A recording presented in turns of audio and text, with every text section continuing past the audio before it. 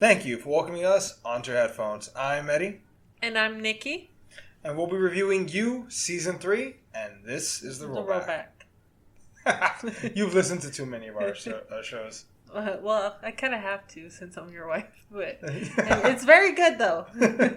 I feel like that was a dig. No dig, I promise.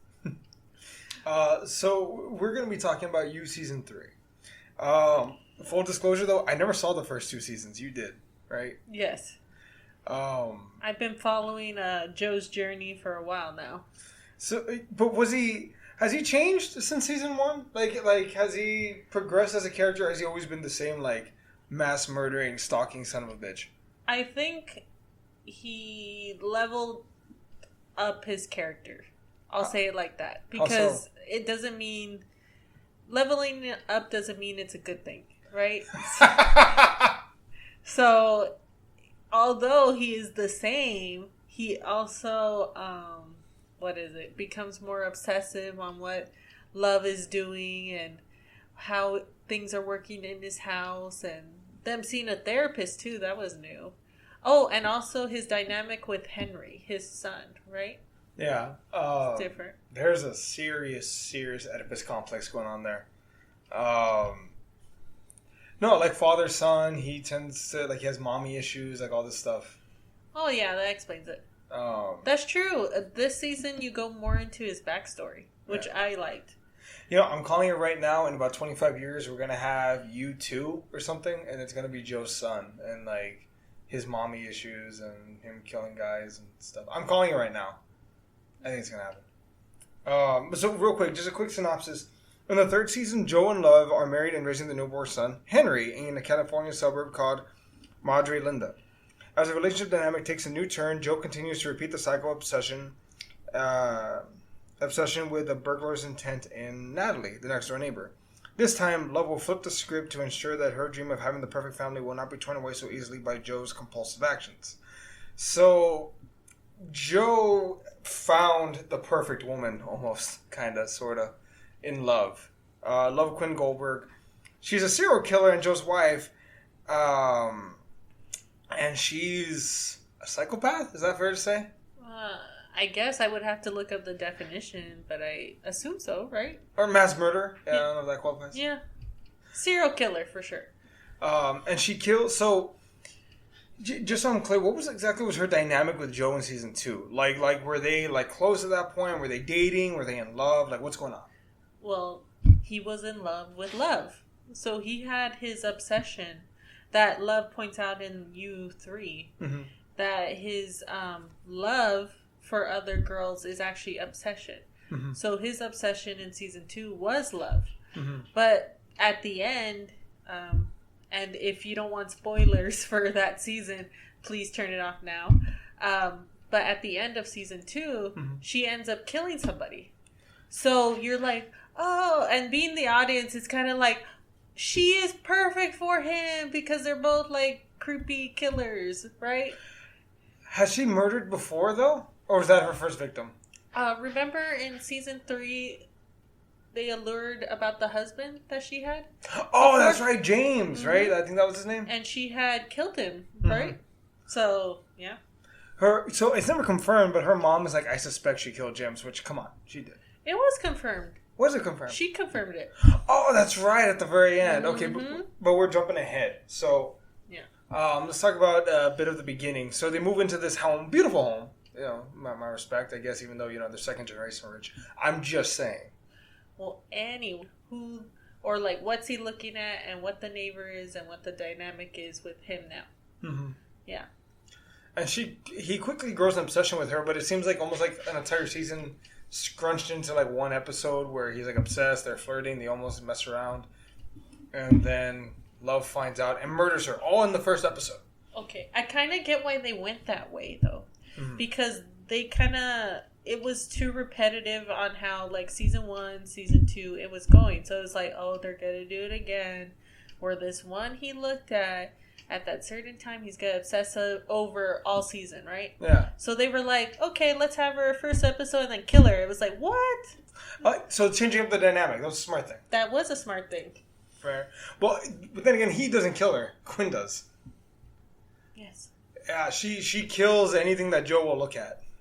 Well, I guess that's where the growth happens for Joe, Mm-hmm. because he's trying to progress in being the family man, right? Mm-hmm. Or having a family dynamic to where he doesn't kill. For Henry, I assume. Yeah.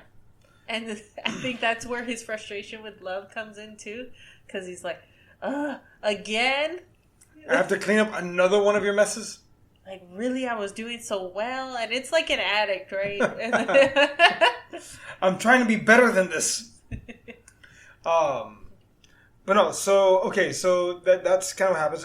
Natalie gets killed, and they have to hide the body. Mm-hmm. They need to get everyone off their case. Yes. And they find, so their kid gets sick, and they end up finding out that the reason he got sick was due to some anti-vaxxers.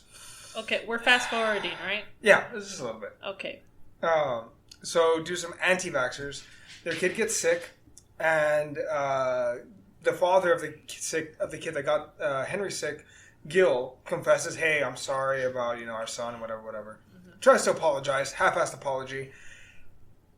Quinn beats him over the head with a rolling pin, mm-hmm. and they're at it again.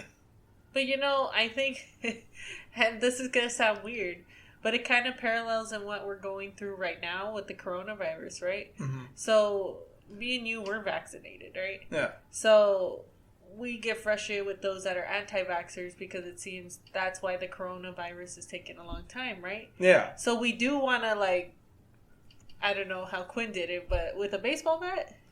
She did it with a rolling pin. And that's even better. Okay. So she knocked the anti-vaxxer in the head with a rolling pin. And then it's like, you know what? We all kind of wish we could do that. Even though don't murder, but I'm just saying. It was it's very relatable. It was kind of like, huh. Well, I mean, it's it's funny because even at one point right after he wakes up and he's in that glass encasement, mm-hmm. Joe is talking to him. And the guy is so agreeable that Joe even says, "Holy shit, I think Quinn found the one guy in this entire city we could do this to, and he'll apologize." I'm sorry you hit me with a rolling pin kind of situation. I thought that was just fucking hilarious. Yeah, but he wasn't playing the game right. All he had to do was say, "You know what? I get it. I understand. Sorry. They were just looking for an apology, but no." You know what? My wife has angry outbursts too. I'm so sorry that my kid got your kid sick. Yeah, that is all my fault. And I deserved it. I could have killed him, and in my eyes, I'm a murderer. He should apologize or play to the killers, right? Or to the potential kidnappers, because you're locked in a basement. You're locked in a basement. Nobody can hear your screams, type thing. You want to see your kids again? Shut up and say you're sorry. You don't have. It doesn't have to make sense while you're apologizing. Just shut up and apologize. But he doesn't, and then they're trying to figure out, okay, how can we let him go, but we need dirt on him. We need something to where we can be like, look, if you talk and say that we did this, mm-hmm. such and such is going to happen. They end up uncovering some dirt that his wife actually made a payment to university after their son sexually assaulted another woman. Mm-hmm. And Gil ends up committing suicide, which, damn, that was heavy. But yeah, that was heavy. But they have the perfect out. And they frame Gil for murdering Natalie. Mm-hmm. But I think you have to explain the perfect out. So basically, he killed himself, right? Yeah. So all they had to do was perfectly place his body in his own home, right? And then they put his fingerprints on the axe. Yeah. Right? And they had to hide it just perfectly where no one would suspect. Yeah, while they were doing, what is that called? The search? Yeah. In the woods? Yeah. Mm-hmm. Love got to place it somewhere, and then it was mysteriously found. Mm-hmm. But the thing is, I thought it was going to end there because it kind of ended we got away with it. Yeah. But then Matthew, Natalie's husband, who is a CEO of a tech company, right, or something like that? Yeah, he might be a bastard. They never really allude exactly. Yeah, but he comes back in, right? Mm-hmm. And then he's all obsessed, who killed my wife, and he didn't believe that was it. It was that simple. It was that simple. So he obsesses over it, and the series continues, right? Yeah. And then we get a few episodes of Joe and Love kind of working on their relationship. They go to couples therapy, which I thought was fucking hilarious. Oh, I love that too. And you know what? They did it for like not even half the season, but I wish they had done it the whole season. Because it's funny, but also like you there's a lot of moments where like Joe thinks, and I agree with Joe to some degree, you're not telling the whole fucking story because if we did, we'd have to go to jail. Because I had an outburst and I broke a vase, but he emotionally cheated. And it's like, he emotionally cheated, but you murdered someone. There's a big fucking difference there. I'm just saying. Well, emotionally cheating is cheating, so I agree with that. She murdered someone, though. But he did cheat. But she murdered someone. It's true and true. That's all I'm saying. All I'm saying is this. Broken vase versus murder. Which is worse? Murder or vase? Well, if the vase was just a... No, but that's what I'm saying, though. Like, they couldn't be honest with the goddamn therapist. I thought that was hilarious. But they were honest to a point, too. That's true. And they said how they wanted to kill somebody or whatever. And it was kind of funny because they were actually being really honest with the therapist. But the therapist was just like, these kids. Like, you know? Yeah. So one of the aspects of this story I love is Joe's inner monologue. It's a story. It's almost like he's presenting it in third person or first person. It's just great because like it gives you an inner workings into his character, and some people call that lazy. I thought it was fucking hilarious the way he used it, and he says he thinks a lot of the shit that a lot of people don't want to say out loud. Yeah, and I liked it too because also his facial expressions were quite good. Sorry, his facial expressions were quite good. And like it improved a lot better, and I'm gonna just say it, than Gossip Girl, where he was at. His acting improved a lot. He was in Gossip Girls? He was in Gossip Girl. Gossip Girl. Didn't the show just come out? Didn't you come out before Gossip Girl? That's a new show. That he's talking about the one on HBO Max, the revamp. Yeah. One? No, that's a new one. Like it's made after a different show. Oh wait, so is that a remake of a show? Yeah. So there was another show called Gossip Girl. Yes, it's very popular. I'm not a teenage girl. It's still very popular. I'm not a teenage girl. And I watched Gossip Girl like 2 years ago. Like the whole thing, it was interesting. Oh, but so. But his acting dramatically improved. That's all I'm saying. Okay, wait. Let me ask you this because we have the rare opportunity. We're a married couple, yes. Right? I concur. Do you, if we went to a therapist, do you think we'd be as honest as these two murderers? Well, yeah, because we haven't murdered anybody. Yet. That's the operative word. Oh, goodness. No. Am I planting evidence? Hmm? No. Never mind. Don't worry about it. So. Try to make that funny. I am. I love you. Love you too. Oh, God. It's getting mushy. Okay, wait. So, well, I think that was part of what was so entertaining because it was kind of relatable. I assume in the first 2 seasons, he was relatively a single guy or like a guy pursuing a girl. So it was like, oh, okay, you kind of right behind it. Now his mindset is not so much of we. It's not so much of me, but of we now. He has to take Love and I'd say more importantly, Henry into consideration. Well, it was explained throughout the series that the reason he stuck around wasn't for Love. It was for Henry. Yeah. Because he was afraid to leave the family dynamic. Like, he wanted to leave the best impression for Henry. Yeah, because you mentioned, so in the previous seasons, they don't really dive into his backstory much, do they? It's like briefly, maybe a flashback or two, but nothing like it did this season. Gotcha. So, do you want to explain that part, like Joe's backstory? Joe's backstory, it kind of just reflects how he was at the group home. Right? It was a group home, I assume? Yeah, for boys, I think. Mm-hmm. And how he was bullied, and then who the nurse took a liking to him, and then tried to, I guess, get into his corner. But me and you were both getting vibes about how the nurse was getting, I don't know. It felt a little too close for comfort. She was a little overly involved, but I think if she was his mother, it'd be fine. It was weird. It was like she was in that middle bounds. But the mother put him there because he had killed the dad for abusing her. Yeah. Yeah, and then the same thing he got angry with the nurse because he was letting the nurse's boyfriend abuse her. So is that his thing? He has the need to save women from abusive places? Or I don't think he knows how to have a healthy relationship because he's never had one presented to him. But, like, I can't speak for seasons 1 or 2, so you might have to correct me. But, like, in this one, he tried to save Natalie because that marriage was boring or her husband was overly stalking.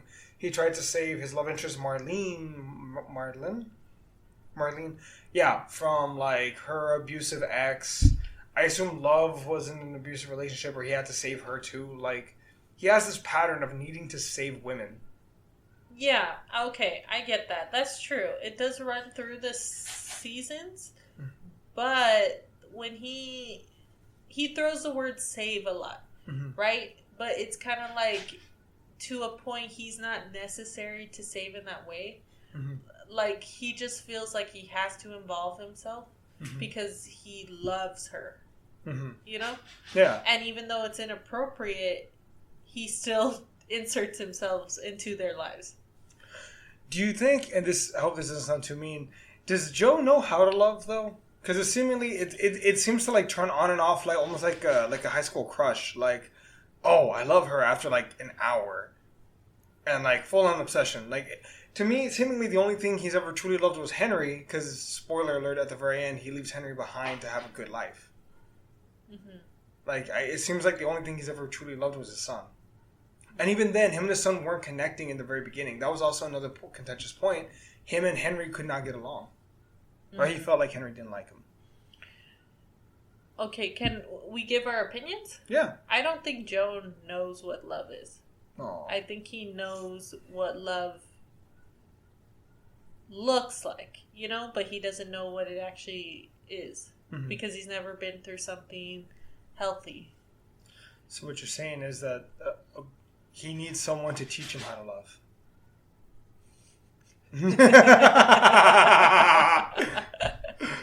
Beauty and the Beast. No. Tale as No, I hate time. that movie. That is Stockholm Syndrome. I'm sorry. Or is it love? It's Stockholm Syndrome. Tomato. Oh my goodness. Okay. So, wait, okay, let's jump back into the show. So, there's a character I really want to trash talk right now really bad. Okay. And I hope you'll join me. Sherry Conrad. That fake-ass Instagram woman. I hated her guts. Yeah, I hated her too, but at the same time, it made the show more interesting. To have because you were like, oh, I hate her guts. And it's kind of sad because I hate that you did this to me. Or did this to us, where it's like you're rooting for the killers, kind of. In a way. So it was like, oh, Sherry, you know? Not gonna lie, I found myself rooting for her death. Not gonna lie.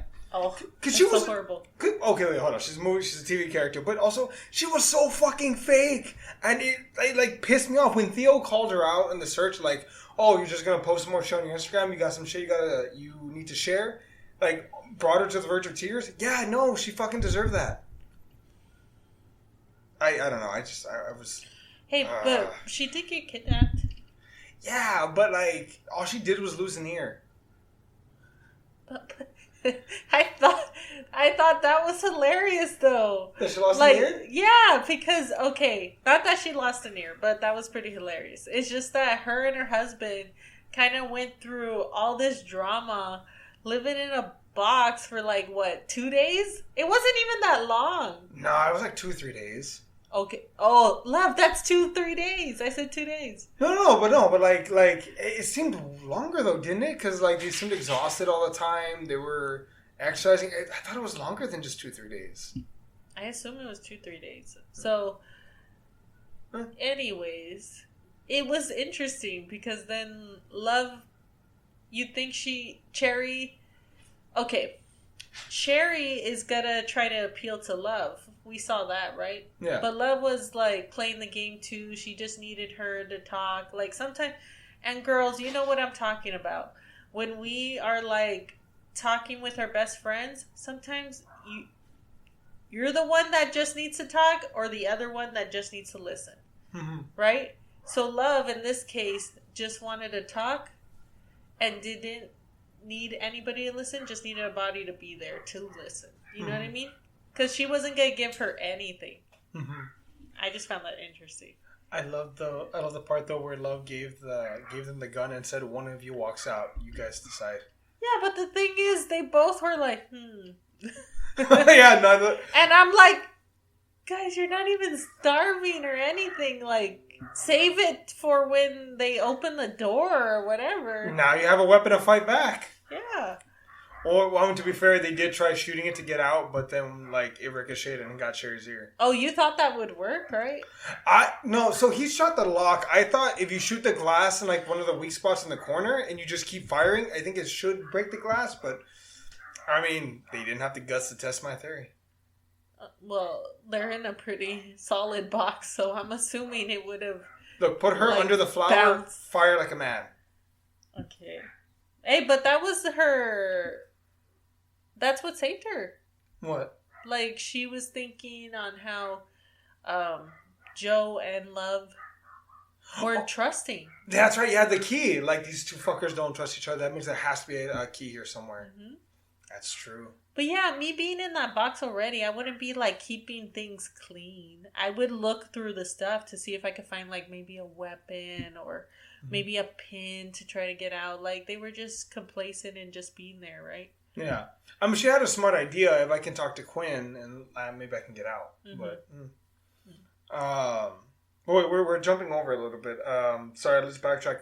Joe starts a new obsession with Marlena, whatever. So with Marianne, he builds a relationship with her. He begins to get obsessed with her, trying to be kind of her Superman, to solve her problems. She has a bastard of an ex-husband who's the father of her daughter who wants to take her away from him, or away from her. I assume a recovering addict also. Yeah, she mentions at one point that they both were addicts, but he got clean first. And she's just trying to build a better life for her and her daughter. She's the local librarian and kind of his boss. Why do you think she grows such a strong attraction to Joe or wants to be with him so much? Well, she was his boss, first of all. And then I think she thought he was a rich white guy, like getting by like that, like her ex-husband was, right? So as soon as he was like, oh, he's damaged, I can fix him, I was like, oh, this trope again. So she was like, oh, forget your wife. Well, not like that, but it was basically like, oh, I'm just gonna flirt with you, and that's not okay. I was ticked, and I thought I was gonna like her character more because I was like, oh, they're going back to the library, like, you know how he was in a bookstore or whatever. So no, I liked her at first because she was hard on him. She was kind of like, oh, why are you taking this book? Why are you doing this? Like how a boss should. And then once she found out that he wasn't rich himself or had a hard backstory to him, she started softening on him a bit. And I was like, no, girl, you had it. Like, you were tough. But no, I guess maybe she opens up because he had a life difficult like hers. Like, they could relate. They came from not the same background, but damaged backgrounds in general. And she, in her defense, Joe did lie to her and said, I'm gonna leave my wife so we can be together. He did lie to her. No, he said, we're gonna separate. And then as soon as he said it, she jumped right on that. So I think that was a problem. Because it's like, it's one of those lines, right, that you would say to a woman to be like, okay, oh, we just separated. And then she's like, okay. And I'm like, dude, are you serious? In her defense, though, he meant it, though. But I would have fact-checked. How do you fact-check that? Oh, you're separated? You sure? Yeah, okay, let's do this. Or at least give it more time. She was just like, okay. But I mean, it was obvious. She was the reason why they were going to separate. But they weren't separated. Remember? Love stopped. Yeah. Well, I think Joe thought like he was going to be like, okay, we're done with this. And then, nope. Turns out, Love ain't fucking around. Love sees any kind of threat to her family and just puts it down. Started with Natalie. She was going to kill Gil. Am I forgetting anyone? Theo became a threat at one point. She was willing to kill Sherry and her husband. Just a trail of bodies in her wake. And Joe legit is just trying to have a life with her. He's not the best. He's not a good guy. He's not, but who incites more of the problems? Okay. Oh my goodness. Okay, so you have not seen season 1 and 2 of You. So, okay, you're looking at season 3. I gotta remember that. Oh, fuck. I just opened up Pandora's box. So, in season 3, it is true. He was trying to start anew, and she would not let him because she was killing bodies left and right? Mm-hmm. But then he began his obsession with the librarian, right? Mm-hmm. And then he killed somebody. Who did he kill? Oh, her ex? Yeah. Yeah, that's technically true. And to do the good for her. I'm doing air quotations. Good for her thing. And so, yeah, he's not healthy himself. It's just, he came across better because Love killed first, but at the same time it was like, why does she feel the need to kill? I was like, could you blame her? Hey, I'm sorry. No, we get the guy. It's like, oh, it's fine, whatever. Oh, he had a good reason. Well, I believe Love had in her own right a good reason, but she was wrong. I'll say that, but in the light of things, it was like, well, she was doing it for her family. What do you remember though? She was also she was also lusting after Theo, the neighbor kid. Mm-hmm. And we both even discussed it at one point. If they were just had an open relationship, one of those polyamorous things, they would have been fine. And the fucking funny part is, not an episode later, Sherry is like, "Hey, we're swingers. Do you want to swing with us?" Mm-hmm. But being polyamorous and a swinger is different.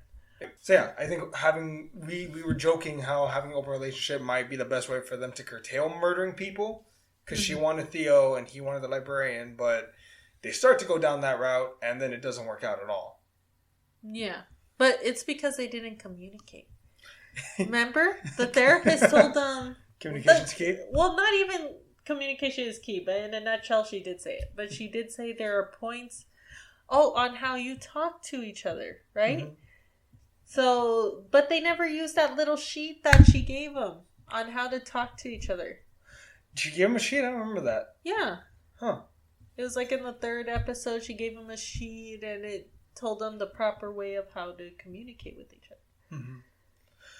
They're also, I think, and I'll say this much, in Love's defense, and that's a very, very low bar there, but in her defense, she didn't have the best role models either. Like, her mom is very self-centered. Her brother's gone. She's grieving. You're right. Remember, Joe even mentions she hasn't had time to grieve for her brother. And he was a bit of a mess that she was trying to fix. And that's the thing. Like, he was trying to fix that for her. Mm-hmm. And that was the wrong approach to go with it. And then the father was absentee, right? He was an absentee father. Love's dad? Yeah, or he did something to the mom and they left or something like that, right? No, I think, and don't quote me on this, folks, but I think the mom just took Quinn and her brother and ran. And was like, no, you're never going to see them. Just give me the money. And addicts they became. But Love didn't like the dad for a reason. I honestly don't recall. I can't say for sure. Like, I don't remember well enough. Well, anyways, yeah. Like, you could understand why... And that's sad to say, how she ended up the way she did. Mm-hmm. Because it did look like it was a very tough relationship with her mom. And then she even told her mom, this is the reason we ended up this way. Mm-hmm. It's because of you. So she blamed the way she was because of her mom. Mm-hmm. Which, I don't know, I guess there is an argument to be made, like, the way your parents raised you does affect how you are as a person to some degree. I think 100%. Well, no, I think... Or 90. I don't know. There has to be a balance of like you're in charge of your life, but also your parents can't fuck you up, as we can tell by Joe and Love. But so I think she was justified in telling her mom that. No, I always think it's well, Eddie knows that I always think it's the parents' fault. If I'm like, oh, the kid's a little cray cray, it's because the parents. You know, it's probably the parents. And of course, there's environmental factors as well. But you know, parents can mess up your kids, so be better. Try not to fuck up your kids, ladies and gentlemen. Yes. Like how he helped Henry at the end, right? He gave it to that nice gay couple. Yeah. What was his name? Jesse? The one from the bookstore? Yeah. Nigel. Dante. Sorry, we're going through a cast list right now. Dante. And yes, Dante. I like Dante. He was a little... He was funny. He was funny to a point. Like, he was there. Quippy.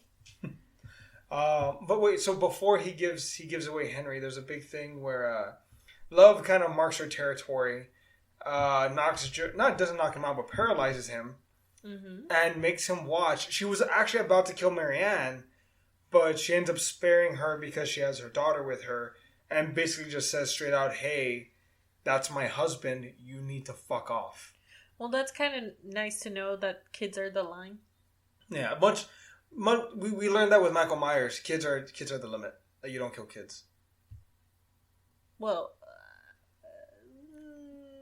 Michael Myers did. Oh wait, no, he did kill a kid in the 2018. Wait, Take it back. But we're going too far ahead, or that's a different podcast. So let's go back to you, and we're talking about Marion and Love, right? So they have an encounter, and that was frustrating too because freaking Joe is right there on the floor, and I was like, you know, when I go to somebody's house, especially somewhere new, I'm always looking around, like just in case, or like just to scope out the place, especially.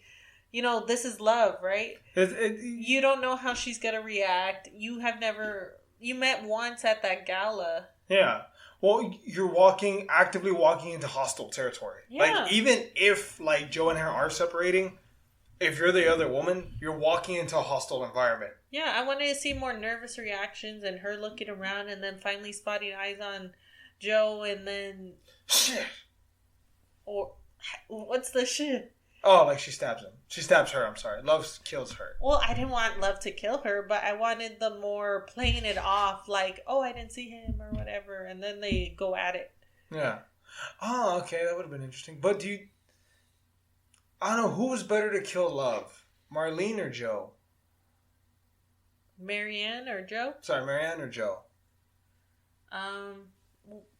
Okay. Nobody should kill anybody, but Joe...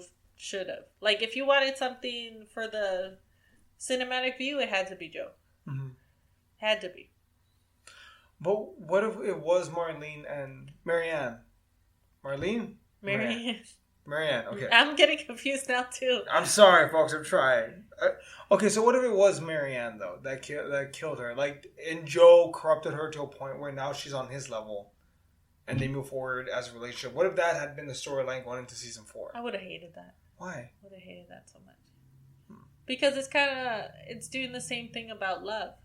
Like how she came to be, right? So it's like, this is another one just like Joe, you know, it's never ending. But he is looking for her, right? Yeah, that's how they end. France? In France? Or was he looking for her, or was it simply like she was going to appear and it was going to be like perfect? No, I think he was looking for her, but at the same time he was trying to escape. Because he was wanted. Yeah. He ends up killing Love and framing her for the murders of a bunch of people, plus his murder by chopping off his toes. Yeah, it's because he had the antidote. Because he had saw her plant that plant. Yeah. The poisonous one, right? So he kind of suspected. And there goes that non-trust thing. Yeah. Again. But it saved his life. But... yeah, because like the keys, right? And then this time he had an antidote. Like he just had it with him. Yeah. And it saved his life. Yeah, that's the big, I guess that's the lesson here, folks. Never trust your significant other if you know they've committed multiple murders, even if it's in your name. They confirmed to season 4 before season 3 even got released. So that's awesome. But now he's in France. Do you think they're gonna go with a brand new route, or do you think it's gonna be more of the same? Or like, where can they go from here? Well, this time he's actually looking for her, right, Marion? I'm gonna be honest with you, love. I don't remember. Like, I thought he ran to France and he was like, "Oh, is that her?" And then it's like, "No, guess not." And he's just like, "Oh well, like time to enjoy my time here in the city of, love or whatever." He had a monologue at the end saying that he was looking for her. No, but looking for you. Like, I thought it was kind of open-ended. Like, I'm looking for you as in, like, my love. Or, like, my one true love. Oh, I assumed it was Marion. Oh. I think he did say Marion. Yeah. Did he? I don't remember. We're going to find out in season 4. Well, anyways, it's going to go through that approach. So we're going to see how... I guess it's different. Because this time, he's not going to have his love on screen, right? He's going to be looking for her in season 4, I assume. Mm-hmm. What if season 4 goes full on like secret agent? Because he's a pretty good murderer. Like, I'm just saying, if he got caught and the government were to hire him as like a professional hitman, he'd be pretty proficient. He's a horrible murderer. He just gets lucky. How many times has he been caught though? He gets lucky. How many times does he get lucky though? Like a lot, right? That's what you want in your hitman, Nikki. Well, that's what you want. I'm just going to season 2. Love got it covered for him that time. Fair. And so, going back to season 3, he had to burn the whole freaking house down and then fake his death. So he can't do that again. So he's kind of running out of cards. I mean, they're probably going to milk this for at least 1, maybe 2 more seasons. At least. Until the actor who plays Joe doesn't want any more money. Or wants too much money. You know what, though? I love the actress? The actress. I thought she was great. In the role? Because she also, in the role. I was hoping that maybe they were going to do a spin-off of her in like a different season. Because they started doing the inner monologue of love. I know they did it 1 season, maybe 2. Or not 1 season. 1 episode and then maybe another. And I thought that was interesting. Like, we were getting the guy's perspective from Joe, and then we were getting the girl's perspective from Love. So it was like, you could make this into, like, a whole series, and then you're getting into the girl, I think of it like that guy, I think of it like this. Like, you're going into the inner workings of the guy mind and the girl mind. Like, I thought that was cool. Yeah, I like that. I also like the fact that they approach the multiple problems that real relationships do have. Like them, does he truly love her or whatever? Are they still attracted to each other? There's points where, like, there's trust, jealousy is involved, grieving, he doesn't know how to help her, like stuff like that. I love how they dove into realistic aspects of it all. Yeah. But overall, what would you give this season? Was this the best season of the 3? I would say it was the best season of the 3. Fair. I can't say that because I didn't watch the first 2 seasons, so I'm just going to give this season A-. I mean, it was entertaining as hell, and we watched it in 2 days. I'll give it a B+ because there's always room for improvement. There's still an A+? You can give it an A-, and there's an A and an A+. But I think it could be better. Or an A++. I'm sticking with B+. Fair enough. So that's going to wrap it up for this episode of The Rollback. Also, on the same day with this episode drops, we should be dropping other episodes like Halloween Kills, the 2nd review. Hopefully Ted Lasso Season 2, and we'll see what else. If you're listening to us via podcast, please like, subscribe. If you're on our YouTube channel, please like, subscribe. We're constantly uploading content, too much content. I'm getting overwhelmed here, folks. Help me out. That said, I've been Eddie. And I'm Nikki. And this is The Rollback. With a reminder, I'm not Shema, I don't have any fun facts. Bye, everybody.